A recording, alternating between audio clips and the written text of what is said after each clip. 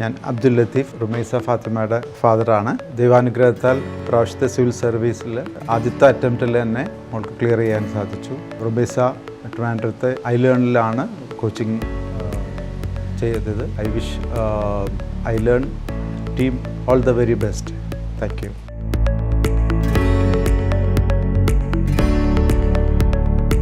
ഞാനിന്ന് വളരെയധികം സന്തോഷത്തോടുകൂടിയാണ് നിങ്ങളുമായിട്ട് ഇപ്പോൾ സംസാരിക്കുന്നത്.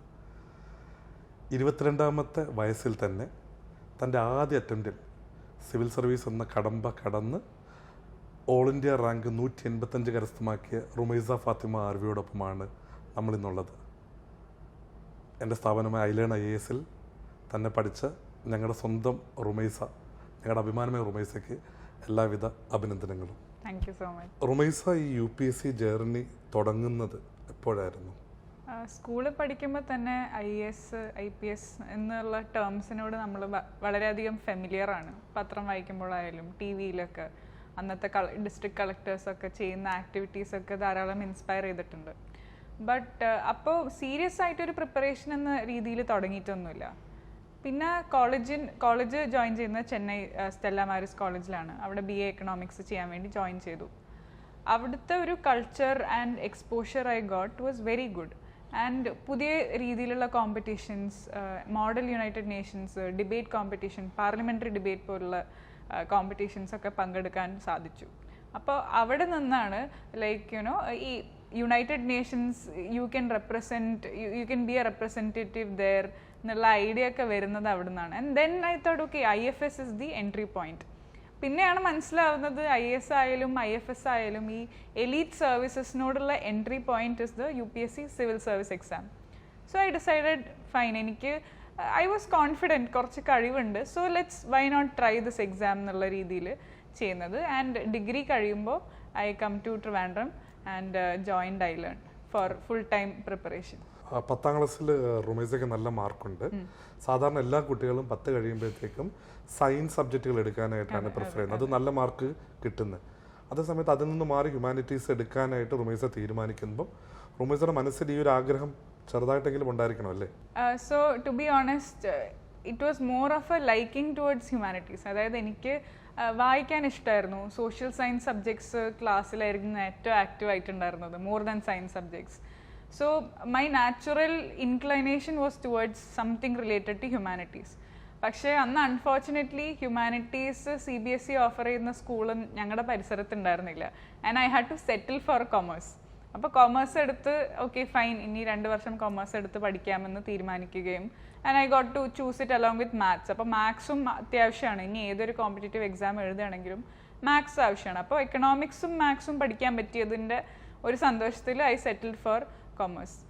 To be honest, എൻ്റെ സയൻസ് ടീച്ചർ എൻ്റെ അടുത്ത് she stopped talking to me because I took up commerce. പക്ഷേ family was fully supportive. My brother was supportive, my sister, my father, mother, everybody was supportive about this. അപ്പം എല്ലാവരും പോകുന്ന വഴി കൂടെ പോകാതെ റുമൈസയുടെ സ്വന്തം വഴി കൂടെ പോകണമെന്ന് ചെറുപ്പം മുതലുള്ള റുമൈസയുടെ ആഗ്രഹമാണ് യഥാർത്ഥത്തിൽ എനിക്ക് തോന്നുന്നത് ഈ സിവിൽ സർവീസിലേക്ക് വിജയത്തിലേക്ക് എത്തുന്നതും തോന്നുന്നു. കാരണം റുമൈസയ്ക്ക് റുമൈസയുടേതായിട്ടുള്ള രീതിയിലുള്ളൊരു പഠന രീതികളും പഠന മാർഗങ്ങളുമൊക്കെ ഉണ്ടായിരുന്നു. അപ്പം ഈ UPSCയുടെ പഠനത്തെ പറ്റി, അതായത് ഡിഗ്രിക്ക് ശേഷമുള്ള പഠനത്തെ പറ്റി ഒന്ന് പറയാമോ? സോ ഇത് സാർ പറയുന്ന പോലെ വ്യത്യസ്തമായിട്ട് ചെയ്തതായിട്ടല്ല എനിക്ക് തോന്നുന്നത്. Rather that was only because of the exam. അതുവരെ I was just a normal എല്ലാവരും ചെയ്യുന്ന രീതിയിൽ ഉഴപ്പി നടന്നു. എക്സാമിൻ്റെ തലേ ദിവസം മാത്രം ഓൾ നൈറ്റർ ഇട്ട് പഠിച്ചു. എക്സാമിൻ്റെ ഹാളിൽ ഉറങ്ങിയ ശീലം വരെ, ഇൻസിഡൻറ്റ് വരെ ഉണ്ടായിട്ടുണ്ട്. So when I started preparing for civil service I knew that habit had to change. Because ഞാൻ പഠിച്ച സംഭവങ്ങൾ അറ്റ് ബെസ്റ്റ് എക്സാമിന് കുറച്ചെങ്കിലും റീപ്രൊഡ്യൂസ് ചെയ്യാൻ പറ്റുന്നുണ്ട്. But within 2 days you have forgotten most of the thing that you have studied.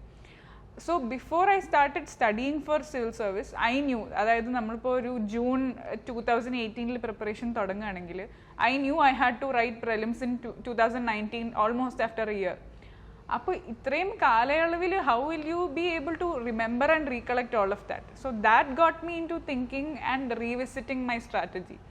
അപ്പോൾ കുറേ just like any millennial കുറേ ഗൂഗിൾ സെർച്ച് അടിച്ച് നോക്കി, ഹൗ ടു സ്റ്റഡി, കുറേ യൂട്യൂബ് വീഡിയോസ് ഒക്കെ നോക്കി. അങ്ങനെയാണ് ഒരു ഡിഫറെൻറ്റ് സ്റ്റഡി മെത്തേഡ് ഞാൻ അഡോപ്റ്റ് ചെയ്യണമെന്ന് ഞാൻ കൺവിൻസ് ആയത്. and I actively started working towards it. Rumaisa ഡിഗ്രിക്ക് ശേഷം നേരെ ട്രിവാൻഡ്രത്ത് വന്നു. അപ്പം ചെന്നൈയിലാണെങ്കിലും ഡൽഹിയിലൊക്കെ ആണെങ്കിലും സാധാരണ കുട്ടികൾ കോച്ചിങ്ങിന് പോകാറുണ്ട്. എന്തുകൊണ്ടാണ് ട്രിവാൻഡ്രത്തേക്ക് വന്നത്? കുറച്ച് 2-3 റീസൺസ് ഉണ്ട് why I chose Trivandrum. First of all was that I needed a change from the metropolitan environment, because a city like Chennai is something I'm very familiar with. All my friends are there. There's so many opportunities to have fun and not be studying. So many reasons to not study. So I thought Trivandrum കുറച്ചുകൂടെ silent സ്ഥലമാണ്, നമ്മുടെ നാടാണ്, എല്ലാം കൊണ്ടും you are more familiar with the place. There will be good food, which is a very good and very important criteria. And most importantly, after talking to so many experts, including yourself, മനസ്സിലാക്കിയത് എന്താണെന്ന് വെച്ചാൽ it is not the place that actually matters. At the end of the day, it's your effort that you put in. So with consultation മനസ്സിലാക്കിയത് wherever you are at your optimum, ഏറ്റവും distraction free ആയി ഏറ്റവും comfortable and healthy and happy ആയിട്ടിരിക്കാൻ പറ്റിയ ഒരു സ്ഥലം ട്രിവാൻഡ്രം ആയിരുന്നു. And I don't think I would have gotten that in Delhi. It is too far, there is pollution and you will miss home, the food may not be great. So I think all of that worked in my favor when I was in. കഴിഞ്ഞ മുമ്പത്തെ തവണ നടന്ന ഫ്ലഡുമായിട്ട് ബന്ധപ്പെട്ടിട്ട് നമ്മളൊരു programme conduct ചെയ്തിരുന്നു. അതായത് ഏഷ്യാനെറ്റ് ന്യൂസിന് വേണ്ടിയിട്ട് അവരുടെ ഒരു ടെലികോളിംഗ് സംവിധാനം ആക്ച്വലി ഐലേണിൽ ഞങ്ങൾ നടത്തിയിരുന്നു. അപ്പം അന്ന് ഞങ്ങളുടെ കൂടെ വർക്ക് ചെയ്യുന്ന ഇത്തവണ റാങ്ക് ലിസ്റ്റിലുള്ള ദീപു ആയിരുന്നു അത് കോർഡിനേറ്റ് ചെയ്തിരുന്നത്. അപ്പോൾ അതിൽ ഭയങ്കര ആക്റ്റീവ്ലി റുമൈസ ഇൻവോൾവ് ചെയ്ത് കഴിഞ്ഞപ്പോൾ ദീപു ഇതുപോലെ പറഞ്ഞു, ഇക്ക ഇങ്ങനെ ഒരു നല്ലൊരു കുട്ടിയാണ്, നമ്മുടെ ബാച്ചിലുള്ളതാണ്, ഇക്കയ്ക്ക് അറിയുമെന്ന് വെച്ചു. അത് കഴിഞ്ഞ് റുമൈസ നമ്മൾ നോട്ടീസ് ചെയ്തു, okay she's a very potential student. അപ്പോൾ എല്ലാ കുട്ടികളെയും പോലെ തന്നെ she's showing good efforts and all. അപ്പം that is also one aspect. I mean ഞങ്ങളുടെ ഒരു സന്തോഷം എന്ന് പറയുന്നത്, അതായത് റുമൈസ ഒരു വെറും പഠിക്കുന്നൊരു കുട്ടി മാത്രമല്ല, റുമൈസയുടെ സോഷ്യൽ കമ്മിറ്റ്മെൻറ്റ് നമുക്ക് ശരിക്കും പറഞ്ഞാൽ ആ ഒരു ആക്ടിവിറ്റീസിൽ കാണാൻ സാധിക്കുമായിരുന്നു. റുമൈസ അതിനുശേഷം പ്രിലിംസ് കഴിഞ്ഞു ഈ ടെസ്റ്റ് സീരീസ് എടുക്കുന്നുണ്ടല്ലേ? അപ്പം എത്രത്തോളം ഇമ്പോർട്ടൻ്റ് ആണ് ഈ ടെസ്റ്റ് സീരീസ് എന്ന് പറയുന്നത് പ്രിലിംസിനും മെയിൻസിനും? സോ രണ്ട് എക്സാം സ്റ്റേജസിനും ടെസ്റ്റ് സീരീസ് ഭയങ്കര ഇമ്പോർട്ടൻ്റ് ആണ്. സോ എന്നെ സംബന്ധിച്ച് ഞാൻ ഐലേണിൻ്റെ ടെസ്റ്റ് സീരീസ് ആണ് മെയിൻലി ജോയിൻ ചെയ്തത്. I did not join any other test series and I sort of navigated my syllabus and preparation studies according to that. Because പലപ്പോഴും ആസ്പിറൻസിന് പറ്റുന്നൊരു തെറ്റാണ്, ലൈക്ക് അവർക്ക് അവരുടേതായ ഒരു പാത്ത് ഉണ്ടാവും, and the institute that they have joined, it will have another path, and sometimes അത് രണ്ട് പാരലൽ ആയിട്ട് വേറെ രീതിയിൽ പോകുന്നു. and the aspirant tends to think കുഴപ്പമില്ല, ഞാൻ എൻ്റെ രീതിയിൽ നന്നായി പഠിച്ചു പോകുന്നുണ്ട്, ഈ രീതിയിൽ പോവാം, and they may or may not take the exam. so ഇവിടെ പറ്റുന്ന പ്രശ്നം രണ്ടാണ്. first is that they are wasting the time when they are writing the exam, they are wasting the time when they are discussing the answers, and they may not take another effort to write another test also. So this is some mistake that you have to avoid while taking test series. So whenever I was preparing, I made sure that even though I had my own path, it was mostly converging with iLearn's test series. അപ്പം നമ്മുടെ test series നമ്മുടെ align ചെയ്തുകൊണ്ട് പോയതുകൊണ്ട് അത് test series complete ചെയ്യുന്നതിനൊപ്പം തന്നെ റുമൈസക്ക് സിലബസും complete ചെയ്യാനായിട്ട്. അതെ, തീർച്ചയായും. Because iLearned test series is designed in a very beautiful manner. That is even for a beginner അതിൻ്റെ ഡിഫിക്കൽട്ടി ലെവൽസ് ഇൻക്രീസ് ആവുന്നത്, and then the intelligent testing, intelligent knowledge analyzer, so that is there, so you will be able to identify where you are lacking. So all of that was very helpful. And for mains also, it's not just test series, you have to do answer writing on your own. So test series ne matram depend ചെയ്തിട്ടും കാര്യമില്ല, but both are very important. At the end of the day, you will be able to identify where you are standing. Test സീരീസിന് ഇടുന്ന mark list ആണെങ്കിലും നമ്മളെവിടെ, നമ്മുടെ position എവിടെയാണെന്ന് identify ചെയ്യാൻ പറ്റും, and that will motivate us to do better and put in more and more effort. GS-നെ സംബന്ധിച്ചിടത്തോളം answer writing ഒരു ഭയങ്കര ഇമ്പോർട്ടൻ്റ് ആസ്പെക്ട് തന്നെയാണ്. അപ്പം റുമൈസയുടെ നല്ലൊരു സ്കൂളിംഗ് ബാക്ക്ഗ്രൗണ്ടും അതുപോലെ നല്ലൊരു അതെല്ലാം കോളേജിൻ്റെ ബാക്ക്ഗ്രൗണ്ടും ഉള്ളത് തന്നെ റിലേറ്റീവ്ലി നല്ല രീതിയിൽ ഇംഗ്ലീഷ് കൈകാര്യം ചെയ്യാൻ പറ്റുന്നുണ്ടായിരുന്നു. പക്ഷെ ആൻസർ റൈറ്റിംഗിലേക്ക് വരുമ്പോഴത്തേക്കും അത് മാത്രമല്ല, അതിന് മുകളിലായിട്ട് നമുക്ക് എന്തെങ്കിലുമൊക്കെ കൂടി കൊണ്ടുവരണ്ടേ ആൻസറിലേക്ക്. അപ്പം മെയിൻസ് ആൻസർ എഴുതുന്ന സമയത്ത് നമുക്കൊരു മെൻറ്ററുമായിട്ട് ഇരിക്കുമ്പോഴത്തേക്കും കിട്ടുന്നൊരു ഫീഡ്ബാക്ക്, അതൊക്കെ എങ്ങനെയായിരുന്നു ഉപയോഗമായിട്ടുണ്ടായിരുന്നത്?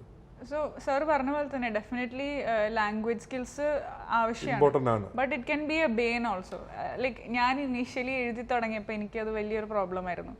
എല്ലാതും വാരി വലിച്ച് എഴുതാൻ ഒരു ടെൻഡൻസി ഉണ്ട്. And that is not how you should be approaching especially for GS. You should write to the point and maximum fill each sentence with facts. Just ഒരു shallow flowery language വെച്ച് നമ്മൾ എഴുതാൻ പാടില്ല GS answers. And that was something came naturally to me and I had to change that. So as you were saying, my mentors, especially Deepu sir, helped a lot in the initial stages to change from that mode, so to say. And I changed from that to a more എന്താ പറയുക crisp structured answers എഴുതാൻ പഠിപ്പിച്ചെന്നത് ആദ്യം ദീപു സാറാണ്. അതിനുശേഷം test series തുടങ്ങിയപ്പോൾ I was your mentee. So from that itself I was able to understand where to put the knowledge that you have already learn. നമ്മളിപ്പോൾ പ്രിലിംസിന് പഠിക്കണമെങ്കിൽ കുറേ പഠിച്ചു, പക്ഷെ പഠിച്ച കാര്യങ്ങൾ എവിടെ അപ്ലൈ ചെയ്യണം? ഇപ്പോൾ പ്രിലിംസ് ചിലർ വിചാരിക്കും പ്രിലിംസിന് പഠിച്ച ഫാക്ട്സ് ഇനി മെയിൻസിന് ഉപയോഗശൂന്യമാണെന്ന് വിചാരിക്കും. But that is not true. There will be some pronouns and certain terms and names which you have to put in your mains answers. So that definitely helped. So feedback is a continuous thing that you have to go. And ഈ course corrections, ഈ timely interventions, so to say, അതില്ലായിരുന്നെങ്കിൽ ഞാൻ പാസ്സായിട്ടുണ്ടാവില്ല, തീർച്ചയായും പറയാം. മെയിൻസിൽ GSലെ എല്ലാ പേപ്പേഴ്സും എസ്ഐക്ക് ഒപ്പം തന്നെ important ആണ് optional. അപ്പോൾ റുമൈസ എക്കണോമിക്സ് ബാക്ക്ഗ്രൗണ്ടിൽ നിന്ന് വന്നതാണ്.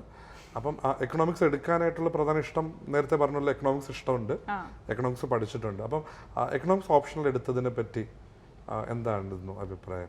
ഓപ്ഷണൽ എടുത്തതിനെ പറ്റി എന്താ പറയാന്ന് ചോദിച്ചാൽ, there are so many times when I question myself, ഈ ഡെസിഷൻ ശരിയാണോ?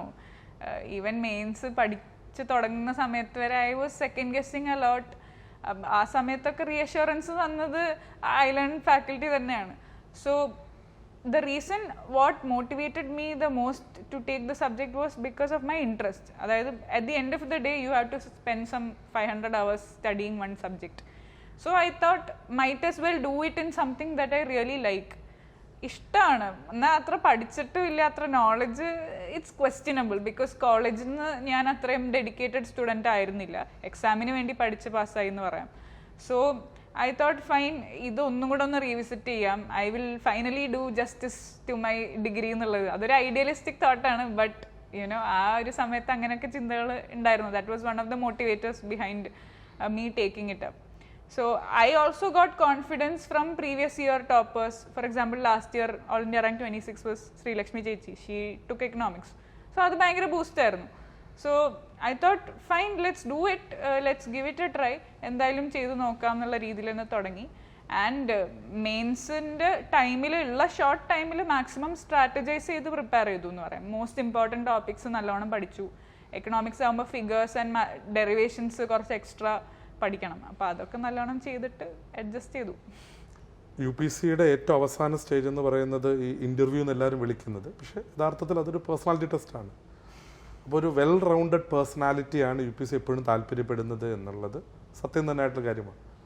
അപ്പം റുമൈസ ഇൻ്റർവ്യൂ അല്ലെങ്കിൽ മെയിൻസിൻ്റെ കോൾ അല്ലെങ്കിൽ ഇൻ്റർവ്യൂവിന് വേണ്ടിയിട്ടുള്ള ഡാഫ് ഫില്ല് ചെയ്യുന്ന സമയത്ത് റുമൈസ ഞാനും കൂടി ഇരിക്കുമ്പം റുമൈസ പറഞ്ഞു, ഞാൻ എൻ്റെ പ്രൊഫൈൽ സാറിനൊന്ന് അയച്ചു തരാം, നമുക്ക് നോക്കിയിട്ട് അതനുസരിച്ച് നമുക്ക് ഡാഫ് ഫില്ല് ചെയ്യുന്നതൊന്ന് നോക്കണ്ടേ എന്ന്.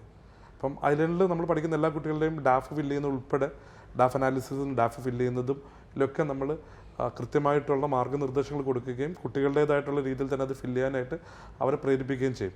അപ്പോൾ റുമൈസയുടെ ആ ഒരു പ്രൊഫൈൽ വന്നപ്പോൾ ഞാൻ ശരിക്കും ഞെട്ടിപ്പോയി.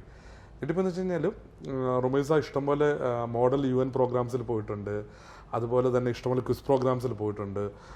അതപ്പം വെറും ഒരു അക്കാഡമിക്കലി ഓറിയൻറ്റഡ് ആയിട്ടുള്ളൊരു കുട്ടി മാത്രമല്ല. അപ്പം ആ കോളേജ് സ്കൂൾ തലത്തിൽ തൊട്ട് ഈ ക്വിസിന് പോകുന്നതും അതുപോലെ തന്നെ ഈ മോഡൽ UN പ്രോഗ്രാംസിന് പോകുന്നതുമൊക്കെ ആ ഒരു ഫൈനൽ സ്റ്റേജിലേക്ക് എത്തിയപ്പോഴത്തേക്ക് റുമൈസയ്ക്ക് ഭയങ്കര ഹെൽപ്ഫുൾ ആയിട്ടുണ്ടായിരിക്കണം അല്ലേ? ഓക്കെ. അപ്പോൾ അതിനുശേഷം റുമൈസയുടെ ഇൻ്റർവ്യൂവിൻ്റെ സമയം വന്നു അല്ലേ? അപ്പം ആ ഇൻ്റർവ്യൂ പ്രിപ്പറേഷൻ എങ്ങനെയായിരുന്നു, അല്ലെങ്കിൽ ആ ഇൻ്റർവ്യൂവിന് സമയത്തുള്ള റുമൈസയുടെ ചലഞ്ച് എന്തായിരുന്നു, അത് എങ്ങനെ ഓവർകം ചെയ്യണം? അതായത് എനിക്ക് തോന്നിയിട്ടുള്ളത് റുമൈസയുടെ ഒരു പ്രൊഫൈല് കാണുമ്പോഴത്തേക്കും everybody will be very impressed.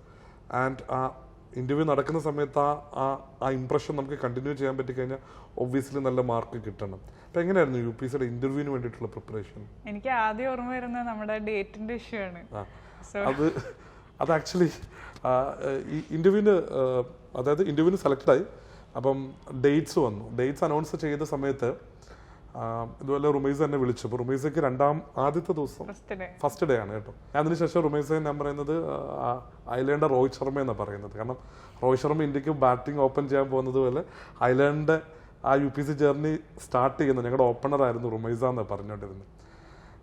അന്ന് തൊട്ട് നമ്മൾ ഡാഫിൽ ഒത്തിരിയധികം ഫോക്കസ് ചെയ്തിരുന്നു അല്ലേ? ഓക്കെ. അപ്പം ഡാഫ് പ്രിപ്പയർ ചെയ്യുന്നത് അപ്പം എങ്ങനെയായിരുന്നു ആ ഒരു ഇന്റർവ്യൂ പ്രോസസ്സ്? സോ സാർ പറഞ്ഞ പോലെ first process is to fine tune your ഡാഫ്.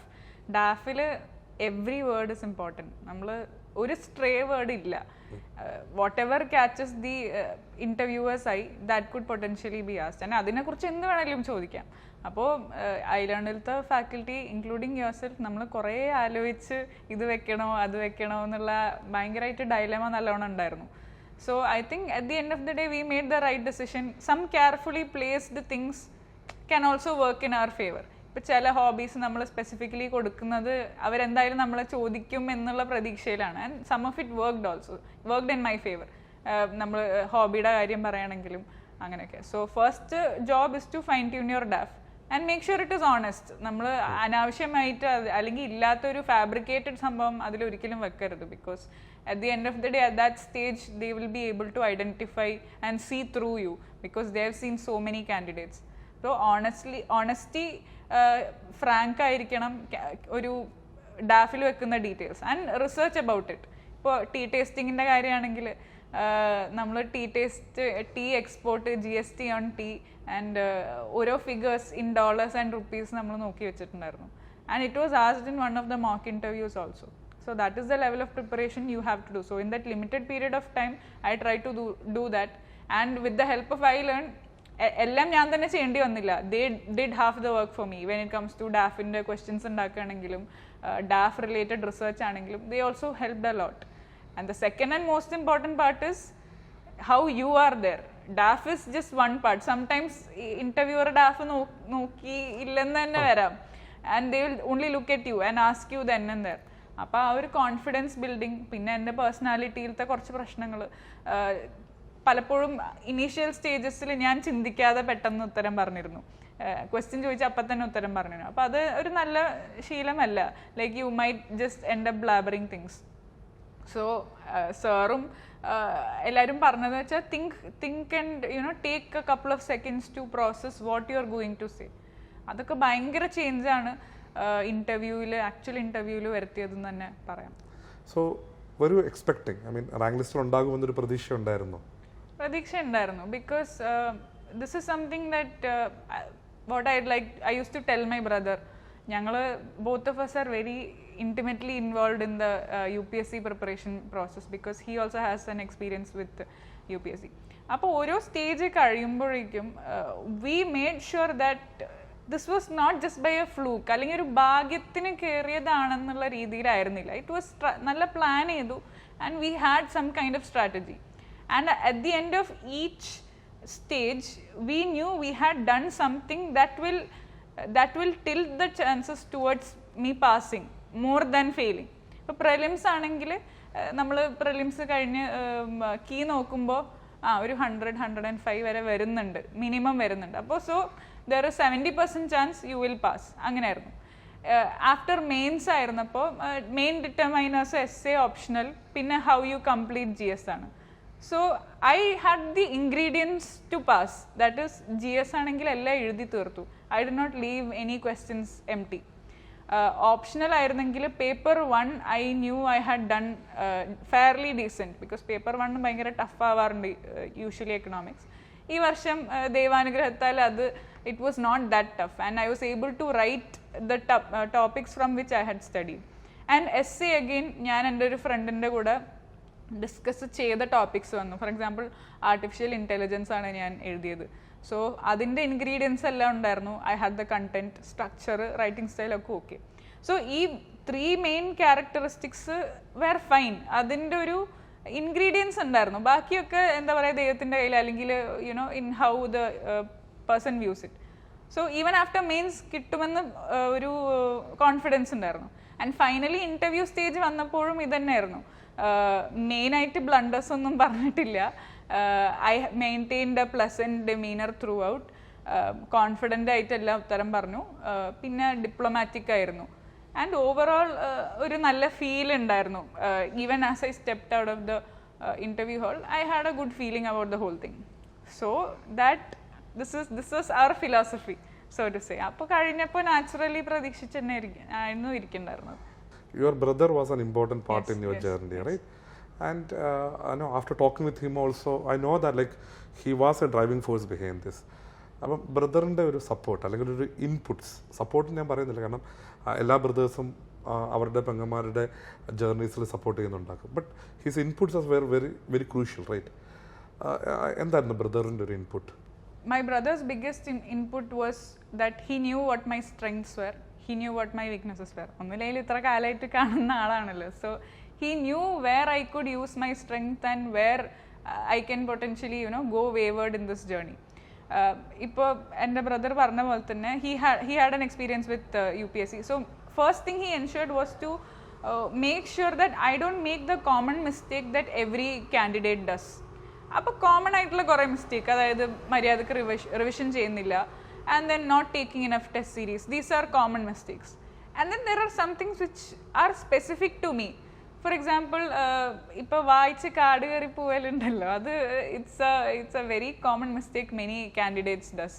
You like a topic and you go read about it more. പറയുന്നത് കേട്ടു, അതായത് കയ്യിൽ റബ്ബർ ബാൻഡ് ഇട്ടിട്ട് ഒത്തിരി കാട് കയറുന്നു തോന്നുമ്പോൾ റബ്ബർ ബാൻഡ് ഒന്ന് വലിച്ചു വിടാൻ. So it is like a reminder to oneself that ഈ പരീക്ഷയുടെ ഡിമാൻഡ് അഡ്രസ് ചെയ്യുക, അതല്ലാതെ ഒരു ഭയങ്കര നോളജ് ബേസ് ബിൽഡ് ചെയ്യുന്നതിനേക്കാൾ ഉപരിയായിട്ട് ആ ഡിമാൻഡ് അഡ്രസ് ചെയ്യാനായിട്ട്.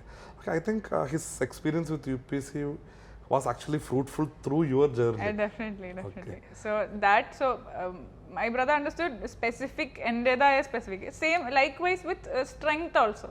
When communication skill adokke vechittu how you can use it to your advantage. Ipo essay il aanengil adonnu nalla flare aakki varanullathu. So we kind of used it that way. So I would say in my family everybody had played their role. It was a teamwork na yan paraya idine. Like I always used to say, my father, mother and my sister also. Sister aduthundairunilla, she is abroad, but every day, almost every other day we would call and talk to each other. Appo everybody had their bit to play in this journey. So it is definitely oru teamwork aanu ende family ide. I think your father and your mother were very strong pillars behind your success, yes. As you have identified. The whole family, your sister. അപ്പം ഈ അതായത് ഒത്തിരി കുട്ടികൾ first അറ്റംപ്റ്റിന് പോകുന്ന ഒത്തിരി കുട്ടികളുണ്ട്. അവർക്ക് റുമൈസയ്ക്ക് കൊടുക്കാനുള്ള മെസ്സേജ് എന്താണ്? ഫസ്റ്റ് അറ്റംപ്റ്റിൽ തന്നെ കയറണമെന്നുള്ള അതേ ആഗ്രഹമുള്ളവരോട് റുമൈസയുടെ ഏറ്റവും ബേസിക് ആയിട്ടുള്ളൊരു ഇത് ചെയ്യണം എന്നെന്താ പറയുന്നത്? So I think I have 3 or 4 points for this. So first one is that you have to find the right guidance and right mentors. I was thankful to have joined Island, and I'm very happy how I ended up there. ഒരു ബന്ധമില്ലാതെ just by pure research ആണ് ഐലൻഡിലോട്ട് പോയി എൻ്റെ ചെയ്തത്. And I'm very happy that it happened that way. So when you go to the right place, you are ensured that you will get the right strategy. വെറുതെ നമ്മൾ wayward ആയി പോകുന്നില്ല. That is the most important thing, because you see so many students who are very good at studies, who are putting so much effort, but because of wrong guidance they are not being able to pass the exam. So many examples, you yourself would know that, right? So especially if you want to pass in your first attempt itself, you have to make sure that you have that. Second one is that make sure you are not making mistakes which other aspirants make. For example, if an aspirant has taken 4 or 5 years, ella varsham oru mistake avaru cheyidittundavu. Looking back, there will be one major flaw in their preparation almost every year. Make sure you identify that before you start your preparation. And oro tavana you make timely course corrections. Every 1 month reassess yourself. എൻ്റെ strategy ശരിയാണോ, ഞാൻ പഠിക്കുന്ന രീതി ശരിയാണോ, ഈ subject wise അത് correct ആണോ. Third one is that this might be ഒരു ക്ലീഷയാണ്, പക്ഷേ എന്താ പറയുക, consistency and discipline and to some extent അല്ല, to a large extent smart work, ഇത് മൂന്നിന് റിപ്ലേസ്മെൻറ്റ് ഇല്ല. Consistency is very important. So one good thing I am grateful for the UPSC journey is that ഒരു inconsistent ആയിരുന്ന എന്നെ consistent ആക്കി മാറ്റി. So UPSC ജേർണിയിൽ നിന്ന് ഞാൻ കുറേ സംഭവങ്ങൾ ഗെയിൻ ചെയ്തിട്ടുണ്ട്, life lessons and life skills. So I am very thankful for that. So you try and develop all these throughout the course. You may not have it when you are starting out your preparation, but make sure you work towards that goal. So and finally self confidence. First അറ്റംപ്റ്റിൽ തന്നെ ഞാൻ കയറും, വേറെ ആരെന്ത് പറഞ്ഞാലും you will get there എന്നുള്ള confidence ആണ്. People may try to patronise you. First അറ്റംപ്റ്റിൽ സാരില്ല, ഇത്രയൊക്കെ മതി. അവർ ഫസ്റ്റ് അറ്റംപ്റ്റ് അതാണ്, it's a trap actually. First attempt prelims കടന്നു കഴിഞ്ഞാൽ പ്രിലിംസ് കടന്നല്ലോ, ഇത് മതി എന്നുള്ള ഒരു, and you become complacent. So first അറ്റംപ്റ്റിൽ റാങ്ക് ലിസ്റ്റിൽ വരണം എന്നുള്ള എയിം വെച്ചിട്ട് തന്നെ നമ്മൾ മുന്നോട്ട് പോവാം. അത്രേ ഉള്ളൂ. മോഡൽ യുഎനുകളിൽ ഇന്ത്യ റെപ്രസെൻറ്റ് ചെയ്ത റുമൈസയുടെ ആഗ്രഹം എന്ന് പറയുന്നത് യഥാർത്ഥത്തിൽ ഗ്ലോബൽ വേൾഡിൽ, ഇൻ്റർനാഷണൽ വേൾഡിൽ ഇന്ത്യ റെപ്രസെൻറ്റ് ചെയ്യുക എന്നാണ്. അതിനായി റുമൈസ താല്പര്യപ്പെടുന്നത് ഇന്ത്യൻ ഫോറിൻ സർവീസ് തന്നെയാണ്. റുമൈസക്ക് ഈ അറ്റംപ്റ്റിൽ IFS കിട്ടിയില്ലെങ്കിൽ കൂടിയും ഇനി വരുന്ന അറ്റംപ്റ്റുകളിൽ റുമൈസ ടോപ്പ് റാങ്കിൽ വരികയും IFS പോലൊരു കവറ്റഡ് സർവീസ് കിട്ടുകയും ചെയ്യും എന്ന് ഉറപ്പായ വിശ്വാസം ഐലൻഡിൻ്റെ ഭാഗത്തുനിന്ന് എനിക്ക്, റുമൈസയുടെ മെൻറ്റർ എന്നുള്ള രീതിയിൽ എനിക്കും ഐലൻഡിലുള്ള എല്ലാവർക്കുമുണ്ട്. അതിനുള്ള എല്ലാവിധ ആശംസകളും റുമൈസയ്ക്ക് നൽകുന്നു. Once again congratulations for your grand success. Thank U.